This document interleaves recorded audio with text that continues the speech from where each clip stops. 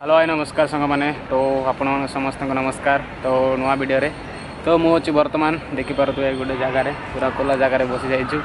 तो बहुत गर्मी लगुच। तो बर्तमान घरे मु बाहरला समय कि शूट कर पारे ना। तो बर्तमान अच्छी मु भुवनेश्वर रे। तो भुवनेश्वर रे आसिक शूट करा पड़ू। तो इंट्रो बनवा पड़ू। तो सब काम बुलाबुली सरला भितर बहुत किसी बिजी थिला भितर मुझे शूट कर पारे ना। बट टिके शूट करुच्ची। चलतु देखा तो आम किए किए आसु। तो होता आमर रवि सर। तो आम सहित आसु से जन आम भाई शही पड़ी। तो ये आमर मैनेजर भाई। तो मैंने होता आमर भुवनेश्वर रेलवे स्टेशन। तो रेलवे स्टेशन पाखे आम बसलु। तो बर्तमान तो चलतु ये तो मैं बर्तमान अच्छे बसलु देख पारे बोर्ड ये। तो रेल भुवनेश्वर इे जा रास्ता। तो हमें जापारबा ना स्टेशन रे। तो ये आम आराम से रेस्ट नौ समस्ते देख बस पाख मूल। तो चलो